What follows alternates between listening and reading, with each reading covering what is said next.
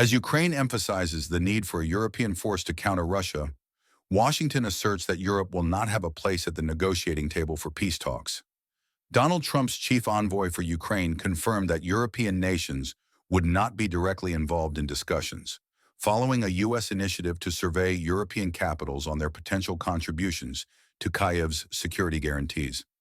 Trump stunned European allies this week by initiating a call with Russian President Vladimir Putin without prior consultation with them or Kyiv, and by unilaterally announcing the commencement of peace negotiations. Officials from the Trump administration have also recently clarified that they expect NATO's European allies to take on primary responsibility for regional security as the U.S. shifts its focus toward other priorities, such as border control and competition with China. When asked whether Ukrainians and Europeans would be present at the negotiating table, General Keith Kellogg stated at the Munich Security Conference, "To the last question regarding Europeans, as you phrased it, the answer is no." However, Kellogg affirmed that Ukrainians would of course be part of the negotiations, emphasizing that excluding them would be unthinkable. His remarks triggered an immediate response from European leaders. There is no way we can have discussions or negotiations about Ukraine, its future, or the European security framework without European involvement, said Finnish President Alexander Stubb at the same conference. But this means that Europe must step up. Less talk, more action. Stubb added that the U.S. questionnaire to European nations would compel them to rethink their role. A European diplomat revealed that the American document contains 6 questions, including one specifically directed at European Union member states. The Americans are asking European capitals how many troops they are prepared to deploy, the diplomat disclosed. NATO Secretary General Mark Rutte also encouraged Europe to take decisive action. To my European colleagues, I would say, engage in the discussion, not by complaining about whether or not you have a seat at the table, but by putting forward concrete proposals, ideas, and increasing defense spending, he stated in Munich. Meanwhile, France is exploring the possibility of organizing an informal meeting among European leaders to address the issue, though no formal decision has been made, according to an official from the French presidency. Polish Foreign Minister Radoslaw Sikorski indicated that the meeting is scheduled for Monday.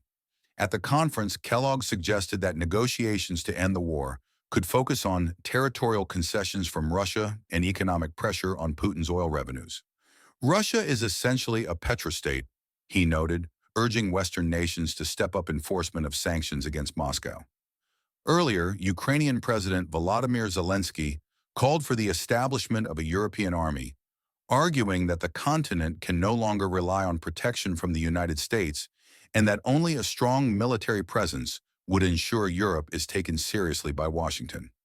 In an impassioned speech at the Munich Security Conference, Zelensky pointed to a speech by U.S. Vice President J.D. Vance as evidence that the dynamic between Europe and the United States is evolving. Let's be honest, we can no longer rule out the possibility that America may refuse to support Europe on critical issues, Zelensky stated, as the war sparked by Russia's invasion of Ukraine nears its 4th year. He insisted that a European army, including Ukraine, was essential to ensuring that the continent's future is determined by Europeans themselves rather than external forces. While European nations primarily coordinate their military efforts within NATO, past proposals for a unified European army have been repeatedly rejected, with governments maintaining that defense remains a matter of national sovereignty. A senior official from an Eastern EU member state dismissed Zelensky's proposal skeptically, stating, "Europe already has a military force, NATO." Zelensky also stressed that Kyiv would never accept a settlement negotiated behind its back. Additionally, he speculated that Putin may attempt to have Trump attend Moscow's May 9th Victory Day parade, not as a respected leader, but as a mere prop in his spectacle.